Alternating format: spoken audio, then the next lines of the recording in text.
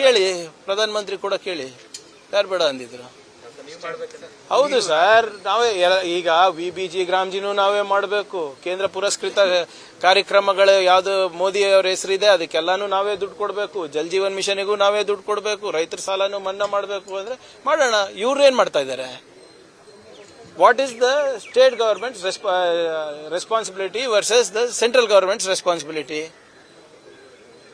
ಇದೇ ಅಶೋಕ್ ಅಣ್ಣಂಗೆ ನೆನಪಿಸ್ತೀನಿ, ಯಡಿಯೂರಪ್ಪ ಅವರು ಮೇಲ್ಮನೆಯಲ್ಲಿ ಸಾಲ ಮನ್ನಾ ಮಾಡಿ ಅಂತ ಪ್ರಸ್ತಾಪನೆ ಮಾಡಿದಾಗ ಉಗ್ರಪ್ಪ ಅವರು ಏನಂದಿದ್ರು, ನನಗೆ ನೋಟ್ ಛಪಾಸ ಮಿಷಿನ್ ಇದೆಯಾ, ಸಾಲ ಮನ್ನಾ ಮಾಡ್ಲಿಕ್ಕೆ ಆಗಲ್ಲ, ನನ್ನ ಹತ್ರ ಏನು ಪ್ರಿಂಟಿಂಗ್ ಪ್ರೆಸ್ ಇಟ್ಕೊಂಡಿದ್ದೇನಾ ದುಡ್ಡಿಂದು ಅಂತ ಹೇಳಿದ್ರು.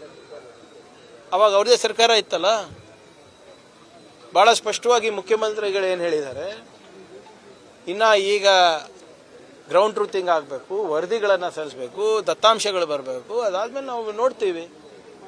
ಈಗ ಸಾಲ ಮನ್ನಾ ಮಾಡಬೇಕು ಅಂದ್ರೆ ಮಾಡೋಣ, ಬೇಡ ಯಾರಂತ ಇದ್ದಾರೆ. ಆದ್ರೆ ನಿಮ್ ಸಹಕಾರ ಏನಿದೆ, ಅದಕ್ಕೆ ನಿಮ್ ಕೊಡುಗೆ ಏನಿದೆ? ಕೇಂದ್ರ ಸರ್ಕಾರದವರು ಮತ್ತೆ ನಿಮ್ಮ MP ಗಳೆಲ್ಲ ಏನ್ ಮಾಡ್ತಾ ಇದ್ದಾರೆ? ಬರೀ ಮನ್ ಕಿ ಬಾತ್ ಕೇಳಕ್ಕಿರೋದ ನೀವು?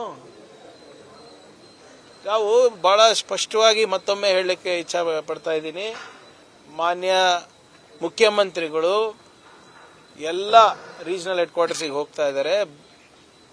ಬರ ಪರಿಸ್ಥಿತಿಯನ್ನ ಹೇಗೆ ನಿರ್ವಹಣೆ ಮಾಡಬೇಕಂತ ಸಲಹೆ ಪಡಿತಾ ಇದ್ದಾರೆ, ವರದಿ ಪಡಿತಾ ಇದ್ದಾರೆ.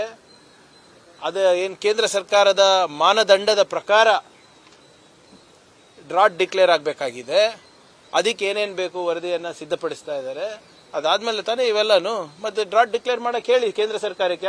ಯಾಕೆ ವಿಳಂಬ ಮಾಡ್ತಾ ಇದೆ?